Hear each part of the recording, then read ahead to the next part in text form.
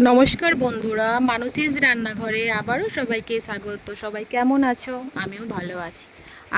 এখন তো পটলের সিজন চলছে, যেহেতু গরম পড়ে গেছে। পটল ভর্তা, পটল দই পটল, পটল ভাজা, পটলের নানা প্রকার রেসিপি আছে। তো সবসময় একরকম খেতে ইচ্ছেও করে না, তার জন্য আজকে আমি যে রেসিপিটা বানাবো ঠিক দই পটল না, অথচ দই পটল মানে দই দিয়ে বানিয়েছি। তো ভাবলাম একটু এরকম করে বানাই তো ভালো লাগবে খেতে। তো প্রথমে আমি পটল আলু কেটে নিয়েছি, এর সঙ্গে আলু অ্যাড করেছি।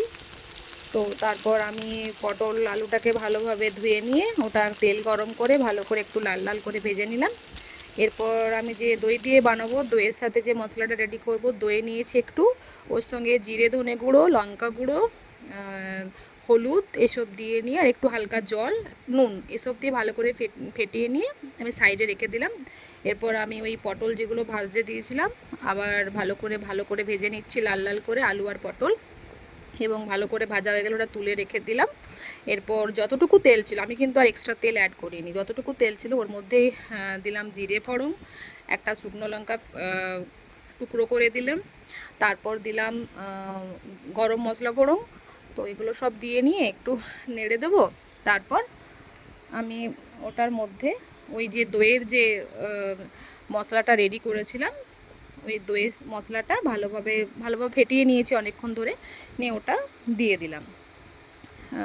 ভালো করে ওটা দেওয়ার পর একটু বাটির মধ্যে যে দইটা লেগেছিলো ওটা জল দিয়ে ভালো করে গুলে বাটির জলটা দিয়ে দিলাম। এরপর আমি ভালো করে মশলাটার সাথে ওটাকে মিশিয়ে নেব, আর ওটার মধ্যে একটু চিনিও অ্যাড করেছি আমি।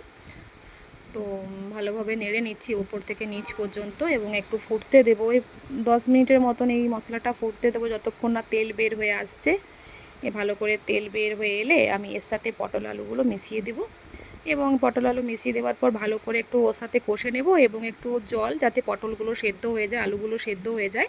এবং জল দেওয়ার পর ওটা আমি মিনিট 10-এর মতন কম আঁচে, একদম কম আঁচে ফুটতে দেবো, যাতে ভালো করে সেদ্ধ হয়ে যায়। এবং এটা হয়ে গেছে আমার সেদ্ধ। আমি ঢাকা দিয়ে ফুটতে দিয়েছিলাম, বারবার একবার করে দেখছিলাম যে সেদ্ধ হয়েছে কিনা। তো ফাইনালি সেদ্ধ হয়ে গেছে। তো এটা আমি নামিয়ে নিলাম, আমার রেডি। গরম মশলা দিয়ে নামাতে পারেন, ঘি দিয়েও নামাতে পারেন। আমার চ্যানেলের রেসিপিগুলো আপনাদের ভালো লাগলে লাইক কমেন্ট শেয়ার করবেন। ফেসবুক থেকে দেখে থাকলে অবশ্যই লাইক কমেন্টস এবং ফলো দিয়ে পাশে থাকবেন।